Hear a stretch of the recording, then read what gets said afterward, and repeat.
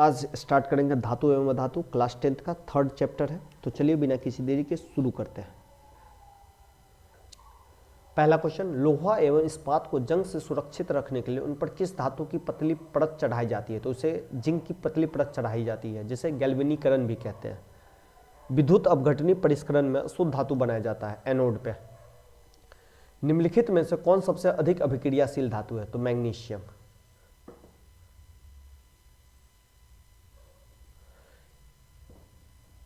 ये थोड़ा सा गलत हो गया है, इनमें से सबसे अधिक अभिक्रियाशील होता है सोडियम और पोटेशियम, तो इसमें से दोनों है।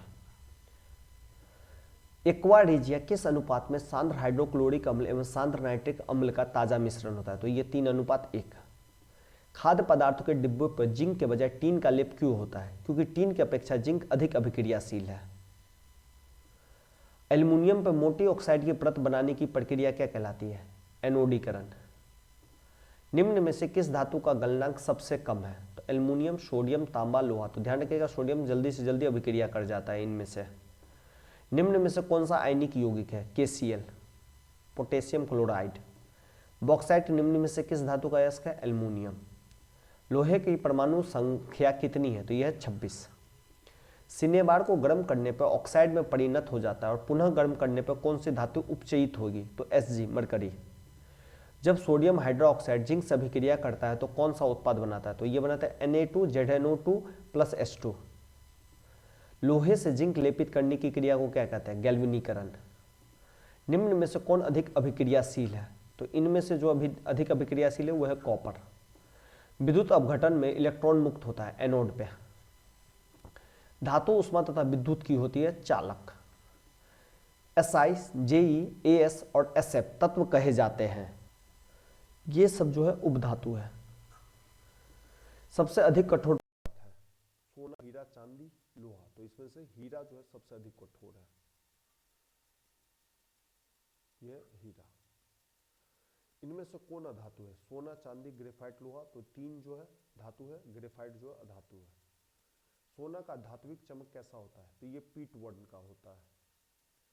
चांदी के बर्तन या गहने को वायु में खुला छोड़ने पर उसके सतह पर काले धब्बे पड़ जाते हैं, जो कि होते हैं सिल्वर क्लोराइड के।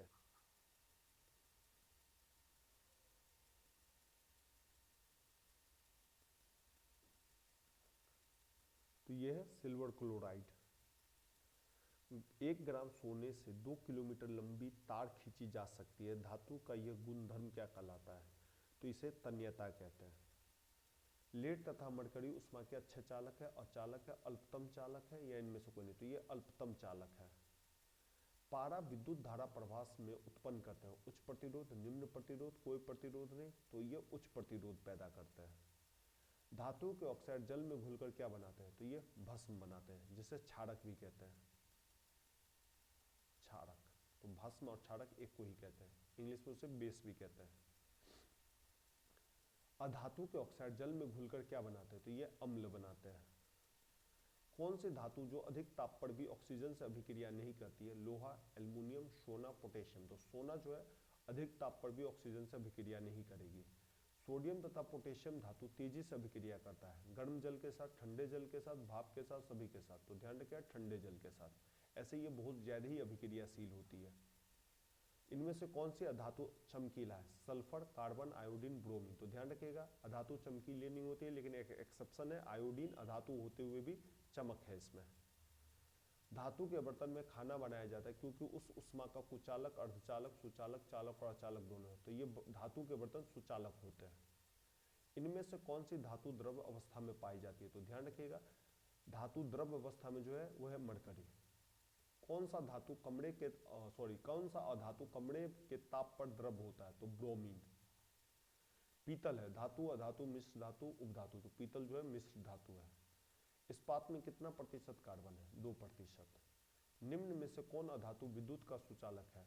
ग्रेफाइट, कॉपर, हीरा, सल्फर। तो ग्रेफाइट जो है विद्युत का सुचालक है। ग्रेफाइट कार्बन का एक अपरूप है जो कि मुलायम होता है। आभूषण बनाने वाला सोना होता है 22 कैरेट का। निम्न में से किस धातु को केरोसिन में डुबा कर रखते हैं? तो ध्यान रखिएगा सोडियम और पोटेशियम दोनों को। तो ऑप्शन में सोडियम, तो सोडियम। निम्न में से कौन धातु पानी में डुबाकर रखी जाती है? श्वेत फास्फोरस को। तांबा एवं टीन के मिश्र धातु को क्या कहते हैं? तो तांबा और टीन को मिक्स करके कांसा बनाया जाता है, जिसको ब्रॉन्ज भी कहते हैं, जिसको ब्रॉन्ज भी कहते हैं। सीसा और टीन की मिश्र धातु को क्या कहते हैं? सोल्डर। घड़ों के बिजली वाली तार पर किसकी परत चढ़ी होती है? Sodium, copper chloride, polyvinyl chloride या मैग्नीशियम? तो घड़ों की बिजली वाली तार पे पॉलीविनाइल क्लोराइड की परत चढ़ी रहती है। सिलिका क्या है? धातु, अधातु, उपधातु, इनमें से कोई नहीं। तो सिलिका जो है उपधातु है। सिनेबार किसका अयस्क है? तो सिनेबार जो है पारद का अयस्क है। अमलगम क्या है? पाड़े में घुली धातु। जस्ता का अयस्क है जिंक ब्लेड। डोलोमाइट किसका अयस्क है? तो डोलोमाइट जो है मैग्नीशियम का अयस्क है। वायुयान के ढांचे निम्न में से बनाए जाते हैं? पीतल, ब्रोंज, सोल्डर, ड्यूरोलुमीन। तो ये जो वायुयान के ढांचे हल्के होते हैं, ये ड्यूरोलुमीन के कारण। इनमें से कौन अल्युमिनियम का अयस्क है? Bauxite, comrade, cryolite. तो ध्यान रखिए जिंकनाइट या सभी। तो जस्ता का अयस्क है इनमें से सभी। किस धातु को चाकू से आसानी से काटा जा सकता है? सोडियम, मैग्नीशियम, एल्युमिनियम, लोहा। तो सोडियम को। इनमें से कौन सबसे कम अभिक्रियाशील धातु है? तो जो सबसे